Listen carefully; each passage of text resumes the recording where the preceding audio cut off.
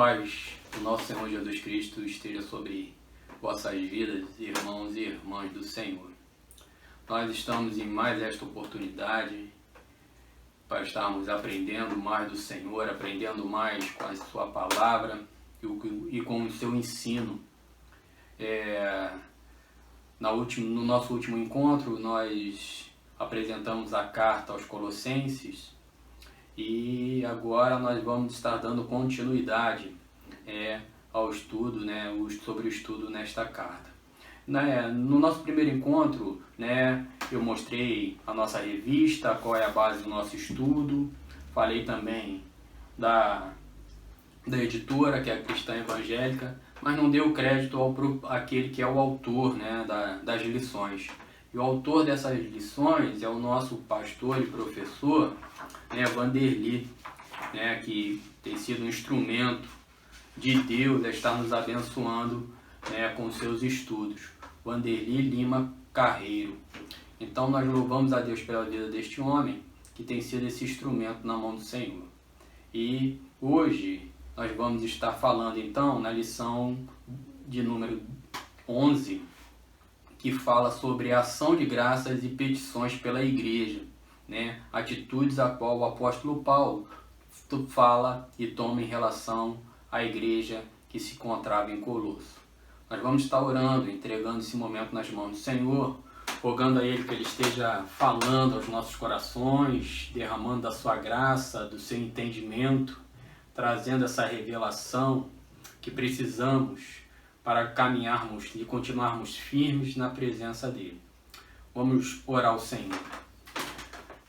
Deus Pai, soberano e eterno, a Ti a honra, a glória, todo louvor. Senhor, Te agradecemos, Pai, porque Tu tem nos dado esse privilégio de podermos estar aprendendo mais da Tua parte. Louvamos o Teu nome, Pai amado, porque Tu deste ao Teu Filho, pastor Vanderly, esse chamado sobre a sua vida, que tem sido um instrumento a abençoar aos seus servos e a cada um que deseja aprender um pouco mais da tua parte. Muito obrigado também, Senhor, por essa editora que pôde então estar trazendo esses estudos até a nós. Senhor, que neste momento o teu Espírito venha trazer esclarecimento, trazer crescimento, abençoar, Senhor, a cada um de nós. Precisamos aprender de Ti, Senhor. Tu se revelou a nós, mas precisamos prosseguir em Te conhecer. E que esse estudo, Senhor, venha trazer esclarecimento, que esse estudo venha trazer, Pai amado, as Tuas verdades aos nossos corações, que realmente, Pai amado, possamos aprender de Ti e lançar fora tudo aquilo, Senhor, que é impedimento para estarmos firmados na Tua presença e assim glorificar e exaltar o Teu santo e poderoso nome. Te rogo e desde já eu Te agradeço que todos aqueles que vão receber desse estudo, Pai amado, sejam realmente impactados pela Tua palavra. Não pelo conhecimento, que tem muito pouco da Tua parte, mas que tudo que faço é para glorificar e exaltar o Teu nome. Assim eu rogo, em nome do Teu Filho, Jesus o Cristo, aquele que vive e reina para sempre. Amém e amém. Bem, irmãos, como nós já falamos, a lição tem como título Ação de Graças e Petição pela Igreja. Essa lição, então, ela é dividida em dois tópicos. O primeiro tópico ele é dividido em 2 pontos. Então, o segundo tópico ele também possui outros 2 pontos. E nós, então, vamos estar nesse início dando introdução a esta carta, a este estudo, a esse momento. Eu vou estar lendo o texto base para essa lição, está em Colossenses 1, do versículo 3 ao versículo 12. E está assim escrito: Graças damos a Deus, Pai de nosso Senhor Jesus Cristo, orando, sendo por vós, desde que ouvimos falar da vossa fé em Cristo Jesus e do amor que tendes para com todos os santos, por causa da esperança que vos está reservada nos céus, da qual antes ouviste pela palavra da verdade do Evangelho, que já chegou a vós em todo o mundo este Evangelho, vai frutificando como também entre vós, desde o dia em que ouviste e conheceste a graça de Deus em verdade. Aprendeste isto com Epáfras, nosso amado conservo, que por vós é fiel ministro de Cristo, e que também nos declarou a vosso amor no Espírito.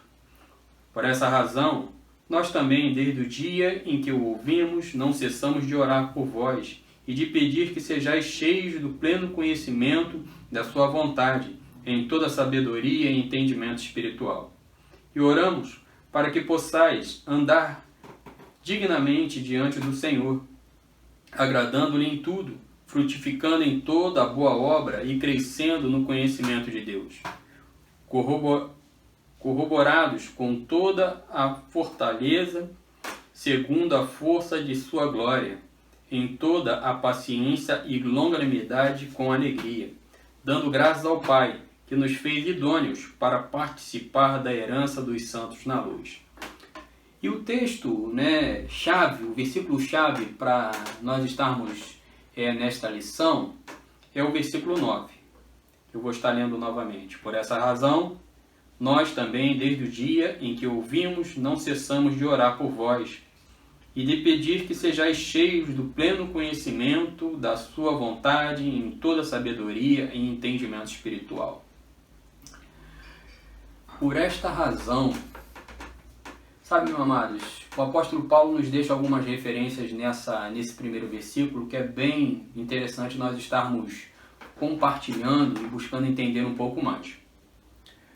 Porque ele vem aqui, por essa razão, tendo nós, desde o dia em que ouvimos, não cessamos de orar. Essa palavra, orar aqui, ela vem precedida de um prefixo grego, que para que era um objeto ou uma coisa em oração.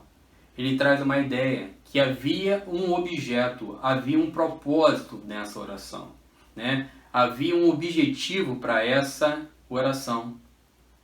Por vós, seria, e de pedir que transbordardes de pleno conhecimento, referindo-se ao que é conhecido no Novo Testamento sobre Deus, Cristo e a sua obra. Quando Paulo começa a falar dessas verdades, trazendo conhecimento, ele já começa então a trazer uma realidade que ele vai buscar nesta carta. E a realidade é que o Paulo estava confrontando algumas heresias que estavam no meio naquela igreja ali, naquela comunidade cristã, e ele então não entra refutando essas heresias no embate, mas ele leva e aponta todas aquelas coisas que estavam por trás daquela heresia, trazendo uma verdade em Cristo, porque todo conhecimento precisa e necessita estar em Cristo. E aí então, com essa verdade, Paulo começa a combater aquilo que a religião grega começava a trazer, que através do conhecimento estariam então tendo essa revelação plena de quem Cristo o era e de quem Deus o é. Ele continua trazendo que não só pleno conhecimento da sua vontade, uma vontade aqui que é ativa. Essa vontade aqui era uma ação direta do Senhor. O Senhor deseja que nós, como seus filhos, venhamos conhecê-lo, venhamos verdadeiramente entender quem Ele é. E Ele então nos dá esse conhecimento de quem Ele é. Ele se mostra para nós. Ele se revela a todo aquele a quem Ele deseja, a quem Ele quer. Isso vem da parte dele, é uma vontade ativa do Senhor, da sua vontade em toda a sabedoria. É o que regula o relacionamento da pessoa com Deus. Essa sabedoria aqui, e aí eu coloquei, é o que regula, é a maneira que eu vou então, através dessa vontade ativa de Deus e através do conhecimento que Ele me dá, realmente poder viver de maneira que o agrada, de viver da maneira que realmente Ele deseja que eu viva e aguarda que eu venha viver. Porque através dessa sabedoria adquirida pela vontade dEle, se revelada através desse conhecimento que parte dEle, eu então serei um instrumento vivo nas mãos do Senhor. Nós seremos. assim como então os cristãos daquela comunidade. E ele não só para aí na sabedoria, e ele fala também do entendimento. Entendimento ligado totalmente à mente. Uma mente agora em Cristo Jesus, uma mente agora debaixo dessa vontade ativa do Senhor, recebe a sabedoria para entender as coisas espirituais, porque essas coisas espirituais só se discernem a espirituais, carnais não entendem essas verdades, porque essas verdades são loucuras para eles, mas aqueles que têm recebido essa revelação vão crescendo a cada dia. E nós vamos verificar também, né, esse entendimento espiritual, o que era transmitido e distribuído pelo Espírito Santo. Não há outra forma desse entendimento. Esse entendimento precisa vir do Espírito. É esse Espírito que nos faz confessar Jesus Cristo como Senhor. É esse Espírito que nos traz esclarecimento da verdade contida na palavra. Então, nesse versículo 9, né, nessa primeira leitura, o apóstolo Paulo já nos deixa todas essas verdades. Tudo isso em nossas vidas. Tudo isso para que venhamos entender e realmente compreender a verdade que o Senhor tem para cada um de nós. Então, o alvo dessa lição, nós precisamos, então, nos sentir motivados a incluir nas nossas orações e ações de graças e as petições uns pelos outros e por toda a igreja. Então, nós vamos verificar que essa lição aqui é um estímulo, através do exemplo dado por Paulo. A necessidade de orarmos uns pelos outros, a necessidade de estarmos nos estimulando uns aos outros, a necessidade de estarmos realmente sendo participativo um na necessidade do outro. Não somente verbalizar isso, mas que isso seja verdade em nós. Isso num corpo. Eu não posso aguardar e esperar que isso venha somente do pastor ou da liderança, mas isso requer todo o cristão. Isso é uma responsabilidade de todos nós, chamados para glorificar e exaltar ao Senhor. Nós temos então essa responsabilidade de estarmos fazendo e praticando aquilo que o apóstolo Paulo nos deixa como exemplo, orando uns pelos outros, pedindo ao Senhor um pelos outros. E é muito importante que precisamos então saber que alguns elementos são imprescindíveis nessa oração, nesse tempo de oração, nessa nossa busca para que o meu irmão, para que a minha irmã seja abençoada. Nós precisamos estar bem atentos. E nós precisamos desejar uma vida de oração com súplicas e agradecimentos. Sabe, meu amado, eu queria que todos nós pudéssemos entender que a prática da oração não pode ser simplesmente no nosso culto de oração. Porque o nosso culto de oração, se for assim pensado, ela passa a ser uma rotina e uma prática religiosa infrutífera. Mas uma vida de oração, em todo o tempo, orai sem cessar, em nossas casas, nos nossos lares, venhamos ter um tempo de oração ao Senhor, um tempo de qualidade. Antes de fazermos qualquer coisa, ou antes de buscarmos qualquer coisa, vamos orar ao nosso Deus, vamos pedir graça a Ele, vamos pedir que o favor dele esteja sobre a vida de todos os nossos, ou daqueles também que o Senhor tem se achegado a nós. Esse é um tempo, esse é um momento que precisamos, como igreja, orar por ela. Que essa igreja se fortaleça, que essa igreja não venha se dispersar, já que estamos vivendo esse momento de reclusão, um momento de afastamento, mas que nada disso venha deixar que os propósitos divinos estejam sobre as nossas vidas. Orar agradecendo e pedindo uns pelos outros. Meu amado, como é importante nós podemos agradecer ao Senhor pelas bênçãos conquistadas, pelo aquilo que o Senhor concedeu aos outros, tudo aquilo que o Senhor proporcionou aos outros. Verdadeiramente me alegrar com a vitória do meu irmão, verdadeiramente sentir a dor do meu irmão quando ele venha perder, quando ele venha ter dores, que venhamos ser essa igreja, uma igreja que agrada ao Altíssimo, essa igreja que glorifica e exalta o teu santo e poderoso nome. Então, vamos lá, a lição assim o pastor nos escreveu. Nesta lição, começaremos o trabalho de análise da mensagem dirigida aos Colossenses. Primeiro, Paulo agradece ao Senhor a fé dos seus leitores e, no mesmo tempo, chama-os a permanecer leais à mensagem apostólica. Em seguida, faz uma oração de petição por eles. É bem importante nesse momento, como no início da lição eu havia falado a respeito dessa religião grega que buscava esse conhecimento.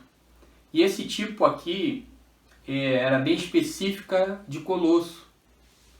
Né? A gnose ali, a busca desse conhecimento, ele era específico, né? Diferente da carta, né? E a filosofia gnóstica lá de Gálatas é diferente na igreja de Colossos.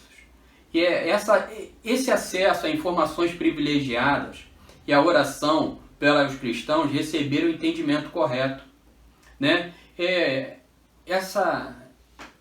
Esse ensino gnóstico ali, essa heresia, trazia que alguns possuíam então um entendimento, um grau mais elevado, por tudo aquilo que eles conheciam, por tudo aquilo que eles já haviam obtido como um conhecimento. E isso seria o meio, a forma deles se achegarem. E quanto mais eles estavam vivendo essa verdade, mais eles tinham condições de levarem outros a estarem adquirindo esse mesmo conhecimento. O problema é permitir, né, que algo possa se colocar entre você, eu e o Cristo. Nós não podemos permitir que nada possa ser outro mediador a não ser o Cristo. O Cristo é o nosso mediador com Deus Pai. Homens, pecadores que somos, nós só temos o Cristo como nosso mediador. Não há homem nenhum que possa mediar entre nós. O que podemos é interceder uns pelos outros, pedir uns pelos outros, mas não somos os mediadores. O mediador é o Cristo. Esta filosofia grega trazia uma ideia ascética. E o que é esse ascetismo? Consiste em negar os direitos ao corpo, até mesmo, né, trazendo assim, buscar um efeito favorável para a alma, castigar o corpo para buscar então uma perfeição na alma, afligir o corpo com dores, afligir o corpo com alguns sentimentos, para que então, para se libertar dos desejos carnais, né? Incluía-se jejum, celibato, a autoflagelação, a abstenção de alimentos, prazeres, reclusão, mendigância. Então todas essas atitudes eram justamente para afligir o corpo, porque o corpo, a matéria é má, e como poderia então algo bom habitar dentro ou estar junto com essa matéria que era má? Então, os ascetas, eles traziam esses ensinos, que deveriam então trazer castigos, flagelos ao corpo, para que então a alma pudesse ser liberta e poder então não mais ser dominadas por alguns desejos. Vamos lá. O primeiro tópico é a gratidão pela igreja. A gratidão pela igreja. E aí então essa gratidão está em Colossenses 1, do 3 ao 8. Nós vamos verificar isso. Se os irmãos desejarem estar fazendo essa leitura, posso estar novamente. Mas vamos lá. As informações que Paulo havia recebido acerca da igreja, confirmação do versículo 7, lhe davam motivos para nas suas orações incluir a gratidão a Deus por aqueles irmãos, desconhecidos para si de vista, porém amados em Cristo Jesus, mas porque o apóstolo dava graça. Por que o apóstolo então dava graças? No versículo 7, aprendeste isso com Epáfras, nosso amado conservo, que por vós é fiel ministro de Cristo. Aprenderam por meio de informações, ser informado. Então, nós vamos ver que Epáfras ali passou um ensino, passou o conhecimento para aquele povo. Aquilo que ele havia recebido, ele também passou àquele povo. Então, ele preocupado com a ação desses falsos mestres, desses falsos ensinos, traz algo ao apóstolo Paulo, para que tudo aquilo que havia sido ensinado, tudo aquilo que o povo havia aprendido, não pudesse de alguma forma se perder no meio desses ensinos, no meio daquilo que era errado, daquilo que não pode permanecer no seio da igreja. Não há nenhum outro mediador. Não adianta flagelar o corpo, não adianta, meu amado, sofrer e padecer no corpo para que então as coisas possam ser espirituais na sua vida. O que precisamos entender que essa vontade é uma vontade que vem do Pai e vivemos então uma vida de santidade para glorificar e exaltar a Ele. Não somos nós que podemos então, num ato poderoso, sair de uma posição de condenado ao inferno a santo justificado. Mas a prática de uma vida em santidade está sobre cada um de nós. A santidade instantânea cabe à vontade soberana do Senhor, como nós vimos no versículo. Mas agora, a santidade progressiva, sim, cabe a mim e a você lutarmos, perseverarmos nos ensinos que recebemos, do Senhor através dos escritos dos apóstolos e daquilo que viveram com ele. O apóstolo Paulo, então, continua aqui registrado no versículo 7, que ele fala de Epáfras e também ele fala que Epáfras é um amado conservo, cristão que servem juntos a Cristo. A ideia, a Epáfras é essa mesma ideia, a minha e a você. Somos cristãos que servem juntos a Cristo. Servimos a Ele. Somos instrumento dEle, para louvor e honra dEle. Nos unimos no mesmo propósito. Nos unimos na mesma direção. Nos unimos no mesmo objetivo. O objetivo de engrandecer o nome do Senhor e anunciar a Ele, a todas as nações. E a todo o homem e todo aquele que necessita receber dele essa palavra de vida. E ele também traz aqui que além de conservo, é fiel ministro de Cristo. Esse homem era fiel naquilo que havia recebido do Senhor. O seu servo em serviço. Ele mantinha um serviço cristão, ele mantinha uma fidelidade com aquilo que havia recebido do Senhor. E nesses dias é bem importante, é bem salutar nós pensarmos o que eu tenho feito com o ministério que tenho recebido do Senhor. Tem sido eu um bom dispenseiro daquilo que o Senhor tem entregue nas minhas mãos para que eu realize, para que eu faça? Como eu tenho agido, como eu tenho me portado nesses dias? Tenho eu servido de referência? Tenho eu sido realmente alguém a qual o povo, a qual aqueles que não conhecem podem vir e beber da água que jorra do nosso interior? Você crê que do teu interior flui rios de águas vivas? Assim diz a palavra do Senhor. E nós precisamos então, meu amado, como servos do Senhor, sermos fiéis, diligentes naquilo que o Pai tem trazido a cada um de nós. Não sermos negligentes, não sermos apáticos, não estarmos acomodados nesses dias. Mas tome nas tuas mãos o ministério que o Senhor lhe confiou e faça para engrandecimento e louvor do nome dele. Paulo louva a Deus por encontrar nesta comunidade cristã verdadeiros cristãos no ensino que haviam recebido. Precisamos, meu amado, sermos esses que temos isso em nós, mantermos firmes os ensinos que tenham Cristo como centro, como entendimento de todas as coisas. Nele todas as coisas se convergem, nele todas as coisas ficam claras, nele tudo fica patente. Em Cristo e somente nele. Paulo louva ao Senhor quando ele encontra cristãos com essa verdade. Nós precisamos louvar ao Senhor quando encontramos cristãos firmes nessas verdades, que não têm se permitido abalar, mas que estão fortalecidos para engrandecimento e louvor do nome dele. O primeiro ponto, dentro desse primeiro tópico, fala de uma igreja formada de verdadeiros cristãos. Uma igreja formada por verdadeiros cristãos. Esse então é o primeiro ponto. A fé, a esperança e o amor formam a tríade de graças presente nos escritos de Paulo. E aqui ele traz algumas referências. 1 Coríntios 13, 13, 1 Tessalonicenses 1 e 3, 5 e 8. Quando Paulo combinava esses três elementos da espiritualidade cristã, faziam para apresentar uma básica e suficiente descrição do genuíno cristão. Primeiro ele fala que a fé, a esperança e o amor formam a triade da graça. É o conjunto de três coisas, né? A fé, a esperança e o amor. E isso Paulo verifica como sendo a graça sobre a vida de um homem.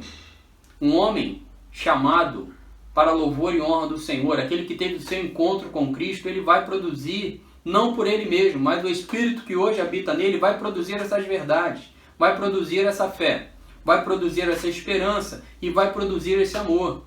E isso passa a ser uma referência para que possamos distinguir e discernir aqueles que são e aqueles que não são.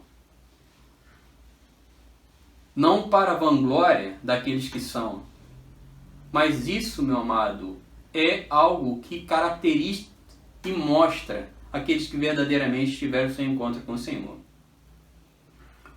Uma fé plena e uma convicção na crença na verdade, na veracidade, na realidade em Cristo, o objeto próprio dessa fé. Meu amado, o Cristo é o objeto dessa fé.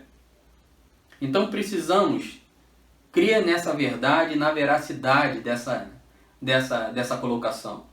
Porque o Cristo é o objeto da fé. Se eu duvidar da obra de Cristo, se eu pensar que essa obra não é eficaz, não é poderosa para cumprir aquilo que veio proposto pelo Pai, aonde e como eu vou ter esperança na minha vida?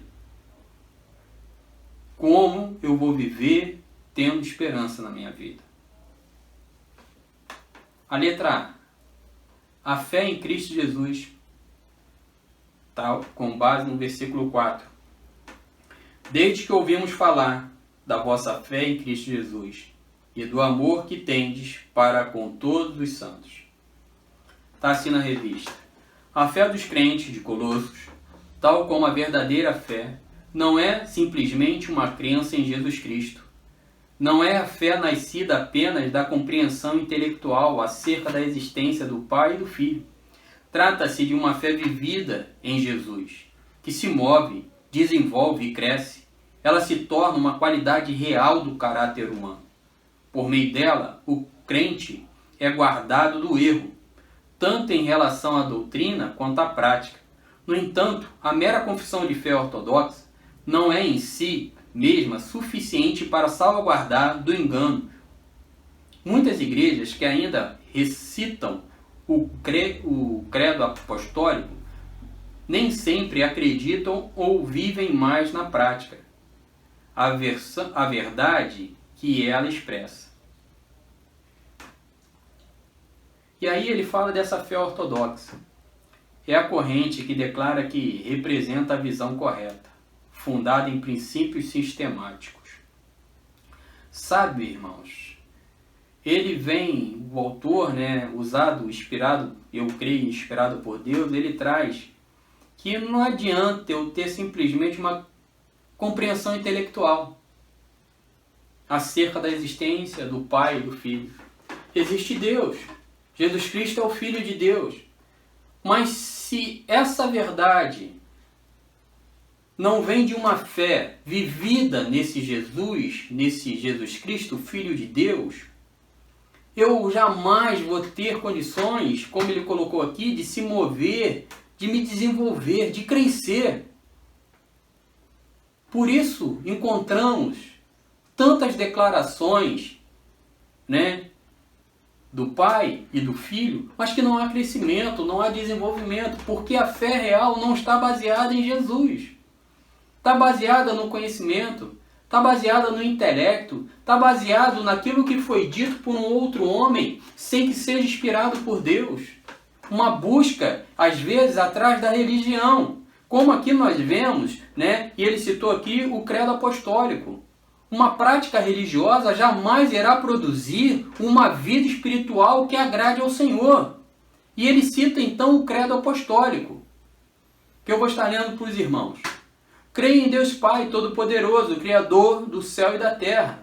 Creio em Jesus Cristo, seu único Filho, nosso Senhor, o qual foi concebido por obra do Espírito Santo, nasceu da Virgem Maria, padeceu sob o poder de Pôncio Pilatos, foi crucificado, morto e sepultado, desceu ao Hades, ressurgiu dos mortos, ao terceiro dia subiu ao céu, está sentado à direita de Deus Pai, Todo-Poderoso, de onde há de vir para julgar os vivos e os mortos. Creio no Espírito Santo, na Santa Igreja Universal, na comunhão dos santos, na remissão dos pecados, na ressurreição do corpo e na vida eterna. Amém. Isto aqui também é conhecido como símbolo dos apóstolos. Pode ter sido originalmente para refutar o gnosticismo, usado para combater o Cristo realmente tenha se encarnado, mas só apresentou ser homem e não morreu na verdade. Essa era a ideia deles, que Jesus Cristo, não era e não veio verdadeiramente como homem, somente aparentou ser homem. E nós vamos estar vendo nas linhas do credo apostólico uma realidade que parece estar confrontando tudo isso, trazendo a realidade desse Cristo homem, dessa figura teantrópica, 100% Deus, 100% homem. Essa é a verdade. 100% Deus e 100% homem. O Cristo, o Filho do Deus vivo. E isso não pode ser jamais anulado. Então, essa é a letra A. A fé vivida em Cristo, sustentada por uma comunhão com o Senhor, é suficiente e forte para resistir à invasão das heresias e evidenciar a santidade necessária. Os colossenses eram inspirados por uma fé dessa qualidade. Por isso, Paulo agradeceu a Deus na expectativa de que eles derrotariam a traiçoeira heresia que estava ameaçando aquela igreja. A fé vivida em Cristo, meu amado, e sustentada por uma comunhão real com o Senhor, é suficiente e forte para resistir à invasão das heresias. Estava eu conversando com um pai preocupado com algumas coisas que estão sendo trazidas como ensino aos seus filhos. E a verdade que veio no meu peito é uma verdade que eu ouvi então de um pastor, Mauro Master. Precisamos dar aos nossos filhos base teológica. Precisamos dar aos nossos filhos conhecimento claro de quem é Deus, de quem é Cristo, de quem é o Espírito Santo de Deus, para que eles possam refutar, para que eles possam realmente permanecer firmes naquilo que nós temos ensinado aos nossos filhos, aquilo que nós temos trazido a cada um deles, aquilo que nós temos ensinado a eles, para que os nossos filhos não comecem uma caminhada cristã e venham se desviar desse caminho lá na frente, por ouvirem coisas que são contrárias aos ensinos que receberam dos seus pais. Então, meu amado, os nossos filhos precisam receber base teológica, conhecimentos profundos de quem é Deus. Não pense que o teu filho é incapaz de entender ou compreender essas verdades, porque ele tem compreendido e outras coisas que têm sido ensinadas, que não são verdades. Que não são verdades. Então, nós precisamos trazer aos nossos filhos verdades bíblicas e teológicas. A letra B, o amor para com todos os santos, ainda no versículo 4. A segunda graça existente na vida dos colossenses era o amor, que se constituía no pleno vital e natural da fé. Complemento vital e natural da fé. A fé em Cristo nos livra do nosso egoísmo e da afinidade com os pecadores, nos aproxima do povo de Deus. O nosso amor pelos irmãos é um reflexo do amor do nosso Senhor por nós. É também a obediência ao seu mandamento. João 13, do 34 ao 35. O amor que expressavam não era um seletivo. Não havia em Colossenses preferências pessoais como as que causaram as divisões em Coríntios. A benevolência e o amor. Referindo-se ao objeto dela, a salvação. O desejo de estar com Cristo deve nos direcionar todo o tempo. Essa expectativa fará a diferença. O desejo de estar com o nosso Senhor tem que ser aquilo que venha nos mover. Tem que ser aquilo, a força motriz da nossa vida. porque é essa realidade que nos mantém realmente convictos e firmes na nossa caminhada, na nossa trajetória, em tudo aquilo que precisamos fazer. É essa verdade que precisa estar nos nossos corações. Como viver o amor ao outro, o amor ao próximo, vivendo com tantas diferenças, com tantas particularidades? Só um amor que vem do alto. O amor em Cristo Jesus pode produzir essa verdade em nós. E então nós vamos encontrar lá em João 13, 34 ao 35. Nós vamos estar fazendo uma leitura rápida desses dois versículos. João 13, o 34 e o 35.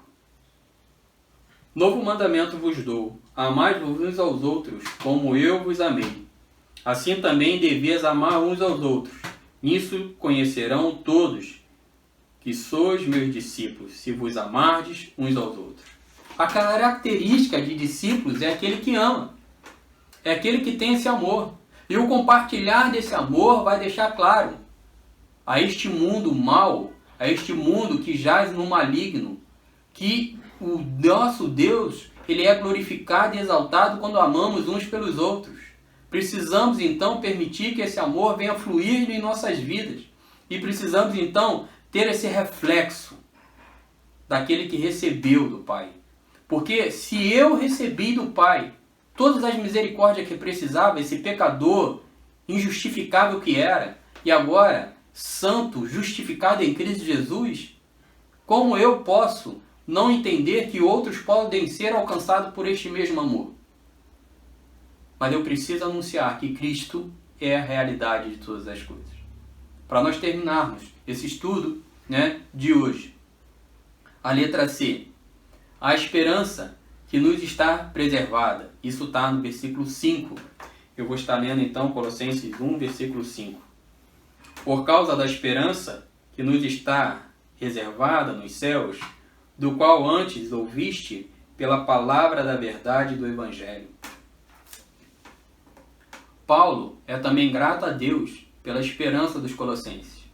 O amor procede da fé e é sustentado pela esperança, que o encoraja, renova, revitaliza e lhe dá a dimensão eterna. O amor tudo espera, em 1 Coríntios 13, 7. Se não houvesse esperança, o amor logo se evaporaria. Sem a esperança, o mundo está desfavorecido de significado e propósito. Sem ela, tudo desmorona. Mas a fé e o amor, com a esperança, o crente é ajudado a amar aos seus irmãos, até conjuntamente entre na posse da herança eterna. O nosso viver em adoração é como cultuar o autor dessa esperança. Precisamos então, meu amado, ter uma vida de adoração. Não momentos, não pontos de adoração.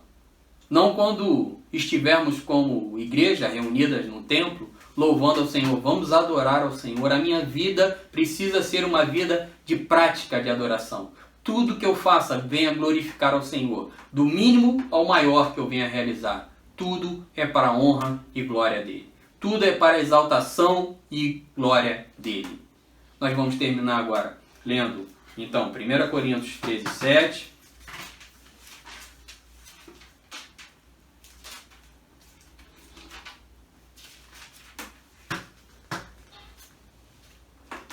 Coríntios 13, 7. Tudo sofre, tudo crê, tudo espera, tudo suporta. O amor tudo espera. Fique tranquilo, meu amado. Não mais como um menino agitado, sem saber para onde ir, pulando de um lado para o outro, buscando em tantos ensinos aquilo que em Cristo lhe basta. Precisamos ter essa expectativa e essa esperança.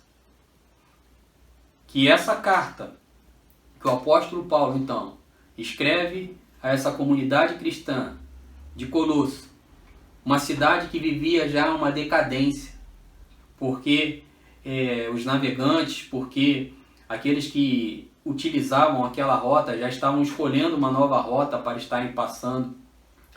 Chegou também a Hierápolis, chegou também a Laodiceia.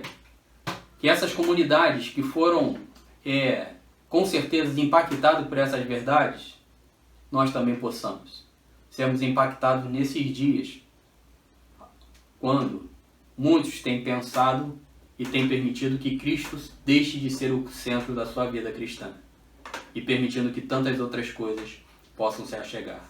Mas que nós venhamos nos mantermos firmes e convictos que Jesus Cristo é Senhor e toda a honra e toda a glória seja somente dada a Ele. Amém, irmãos?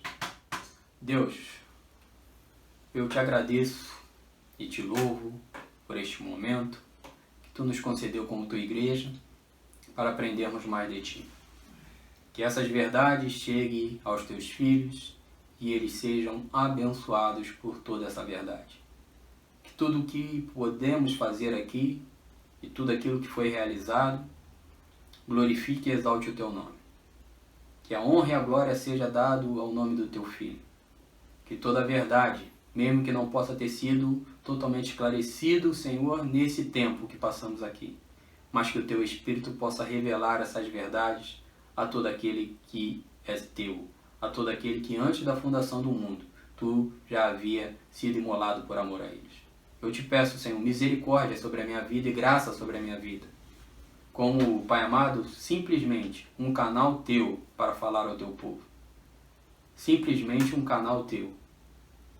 Seja gracioso comigo e com toda a sua igreja. Assim eu rogo, em nome do Teu Filho, Jesus o Cristo. Amém e amém.